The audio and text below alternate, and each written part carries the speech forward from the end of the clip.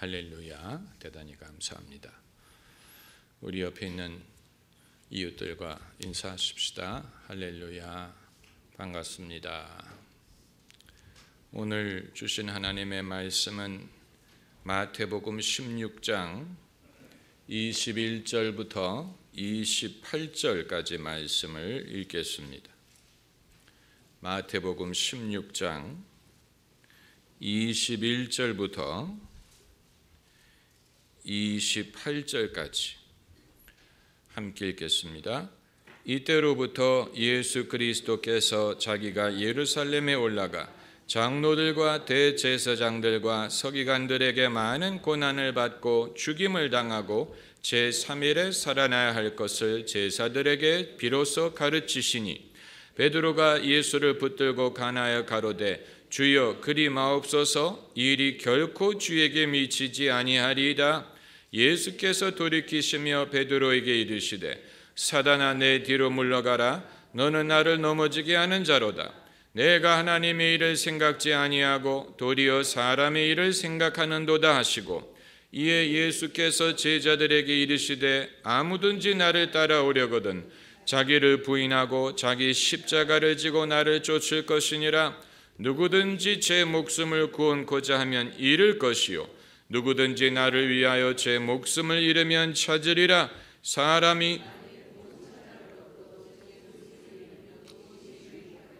사람이 무엇을 주고 제 목숨을 바꾸겠느냐? 인자가 아버지의 영광으로 그 천사들과 함께 오리니 그때 각 사람의 행한 대로 갚으리라. 진실로 너희에게 이르노니 여기 섰는 사람 중에 죽기 전에 인자가 그 왕권을 가지고 오는 것을 볼 자들도 있느니라. 아멘. 기독교를 공격하는 사람뿐만이 아니고 기독교 교리를 신학적으로 이해하려는 사람들이 종종 부딪히는 장벽이 뭐냐면, 예수님이 공생의 기간에 가르치신 것과 이후에 사도들이 전한 메시지가 다르다는 사실입니다. 예수님은 공생의 기간에 주로 천국에 대해서 가르치셨습니다. 하나님의 나라에 대해서 말씀하셨습니다. 이런 사람이 하나님의 나라에 들어간다. 하나님 나라가 이와 같은 자의 것이다. 하나님의 나라는 이와 같다. 저것과 같다. 어떤 자들은 천국에 들어가기가 어렵다. 이런 식으로 예수님의 가르침은 천국에 대한 말씀이었습니다. 그런데 사도행전 이후에 사도들이 전한 메시지를 보면 천국에 대한 언급은 별로 없고 주로 예수님을 전하고 있다는 것입니다. 주 예수를 믿으라. 그리하면 너와 내 집이 구원을 얻으리라. 다른 이름은 없나니 천하에 우리가 구원받을 만한 다른 이름을 주신 일이 없느니라. 그러다 보니까 예수님의 승천을 기준으로 해서 그 이전에는 예수님이 천국에 대해서 가르치는 메신저의 역할을 하셨는데, 그 이후에는 예수님이 메시지의 핵심이 되었다는 것입니다. 이와 같은 변화를 가지고 자유주의 신학자들은 뭐라고 주장하냐면, 기독교가 원래 그렇지 않았는데 사도들에 의하여 변질된 것이다. 사도들이 기독교를 그렇게 만든 것이다. 원래 기독교는 그것이 아니었다. 이것이 자유주의 신학자들이 주장하는 것입니다. 그들은 예수님이 당신을 믿어야 구원을 받는다고 전한 적이 없는데, 사도들에 의하여 예수님이 신앙의 대상이 되고 예수님을 구원자로 믿는 변화가 일어났다라고 주장을 하는 것입니다. 자유주의 신학자들만이 그런 주장을 하는 것이 아니고 유대교 학자 중에도 그와 비슷한 주장을 하는 사람들이 있다고 합니다.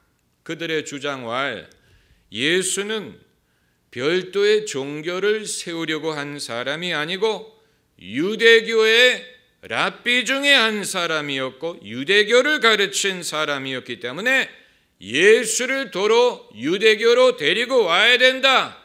이런 식으로 예수님의 홈커밍을 주장하는 유대교 학자들도 있다고 합니다.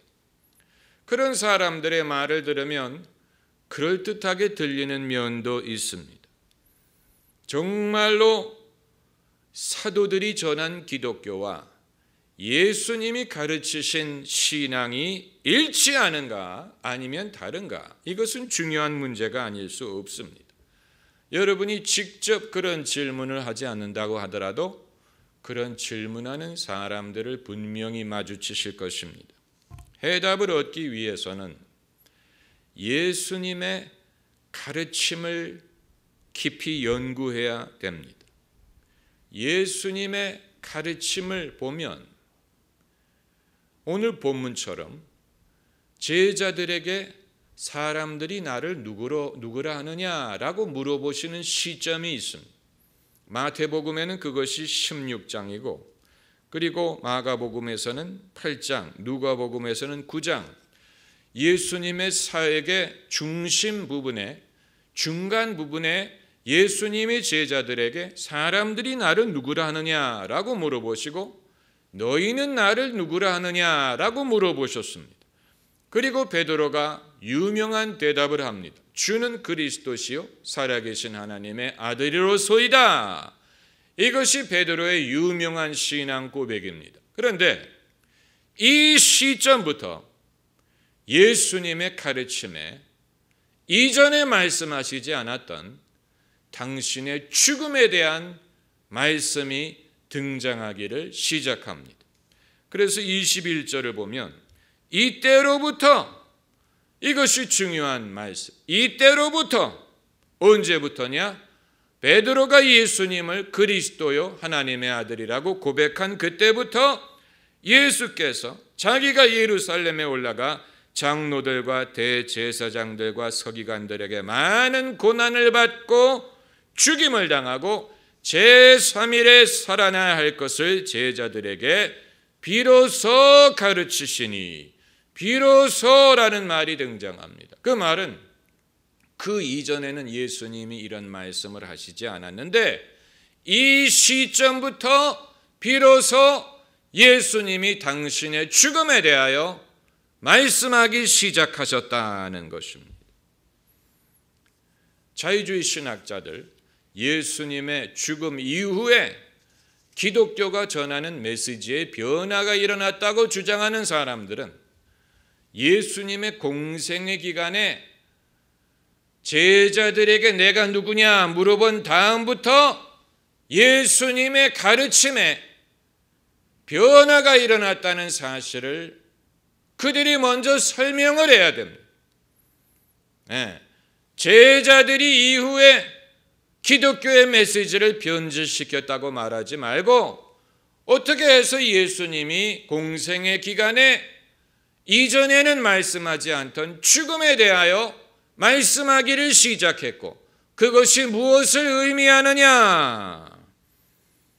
16장에서만 죽음에 대해서 말씀하신 게 아니고 20장에서도 보라 우리가 예루살렘으로 올라가노니 인자가 대제사장들과 서기관들에게 넘기움에 저기가 죽이기로 결단하고 이방인들에게 넘겨주어 그를 능욕하며 십자가에 못 박게 하리니 제3일에 살아나리라.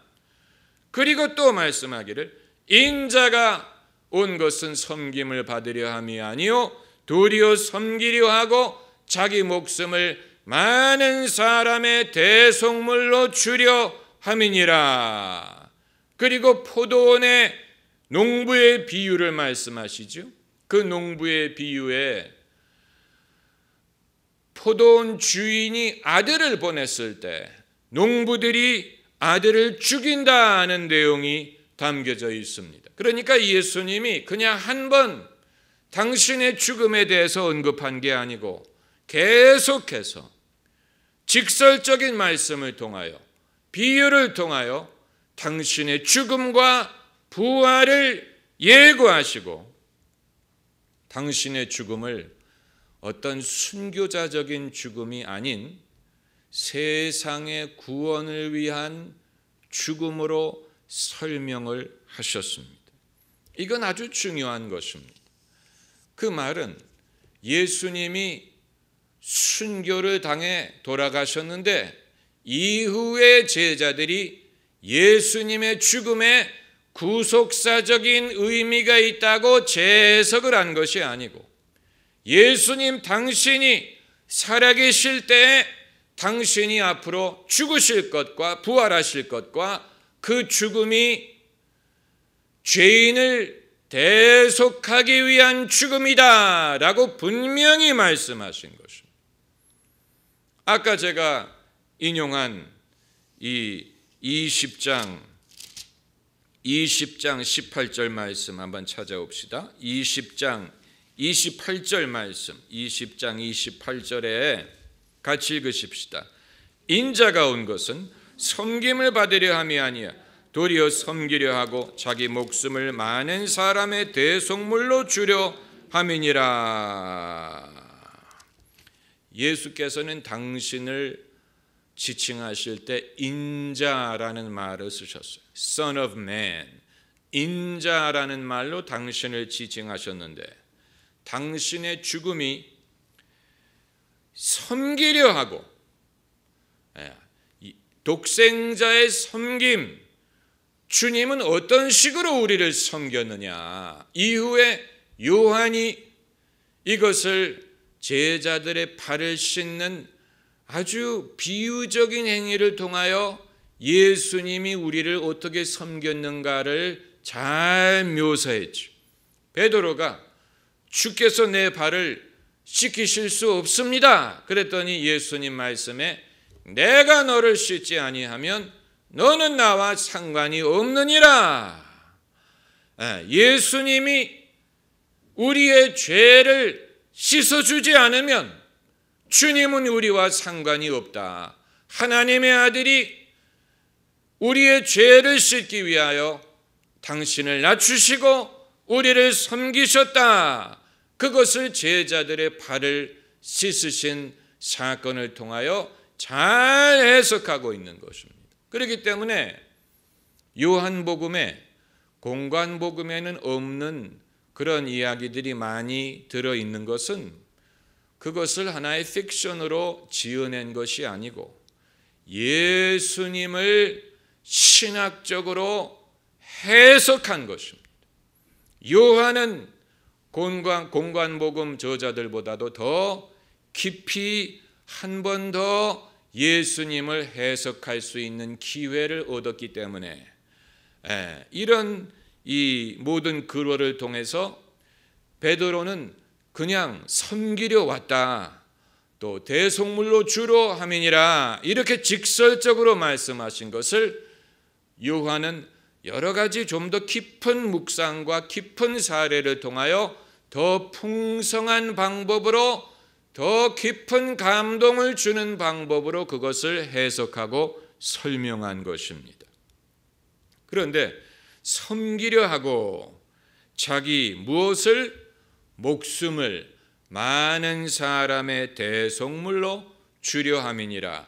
이건 무슨 뜻인지 이미 제가 여러 번 이 말씀을 드렸기 때문에 다시 언급하지 않겠습니다마는 제가 이 설교를 준비하면서 새삼스럽게 배운 것은 히브리어에는 모든 백성이라는 말이 존재하지 않기 때문에 모든 백성이라는 말을 하기 위해서 많은 백성이란 말을 쓴다.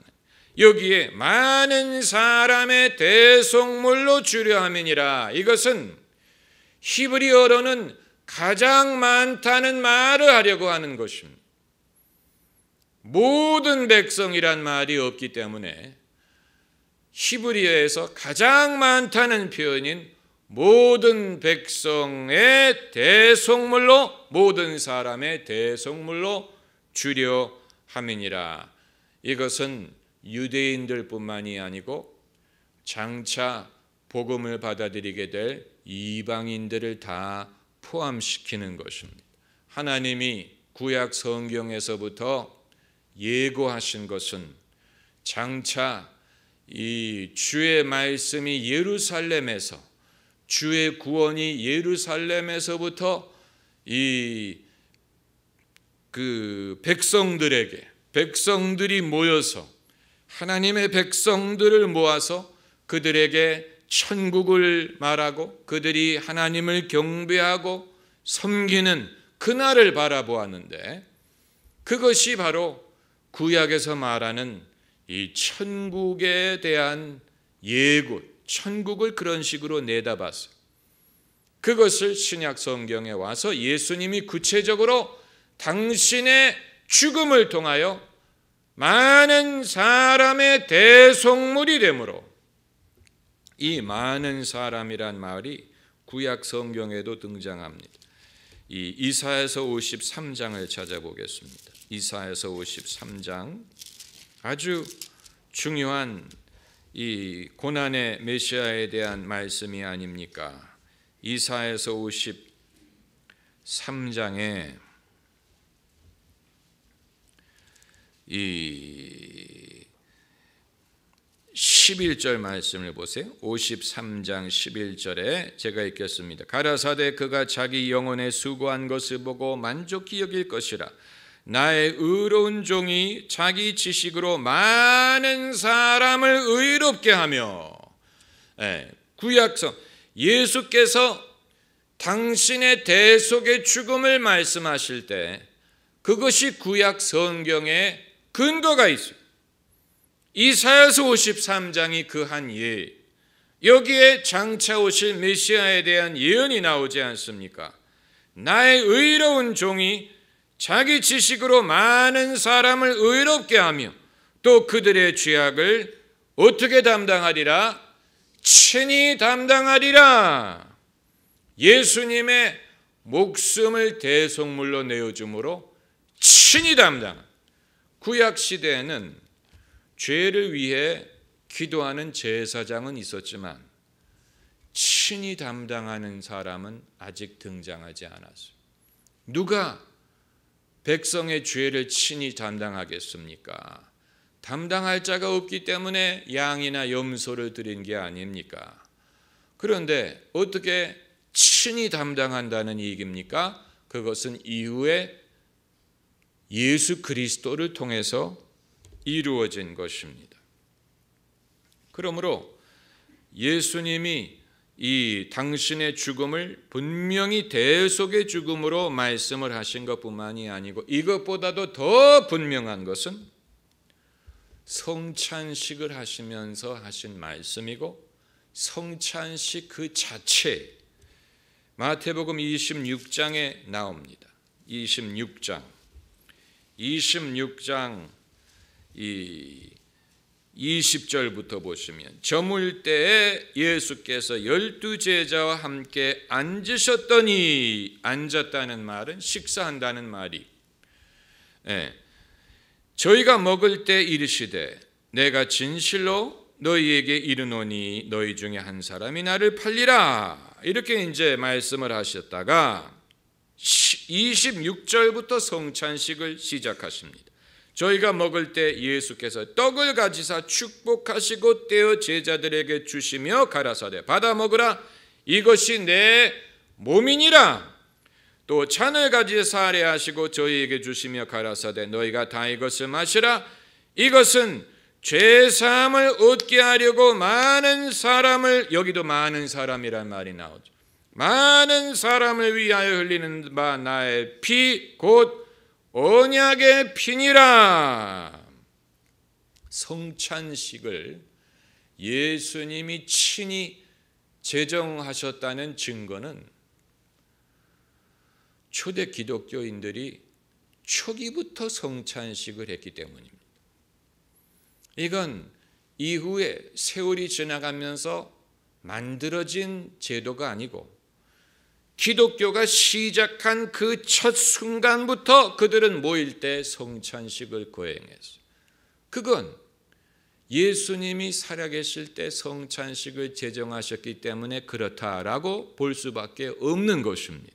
그러면 예수님이 친히 성찬식을 제정하셨다는 말은 당신의 죽음에 이러한 의미가 있다는 것을 가르치셨다는 증거가 되는 것이죠. 그게 이후에 사도들에 의하여 지어진 얘기가 아니고 예수님이 이 땅에 계실 때 당신의 죽음의 의미를 제자들에게 분명히 말씀을 하시면서 성찬식이라는 성례를 통하여 그것을 그들에게 주지시키셨어요. 이 떡은 너희를 위한 나의 몸이다. 그리고 이 잔은 많은 사람을 위하여 흘리는 바 무엇을 얻게 하려고?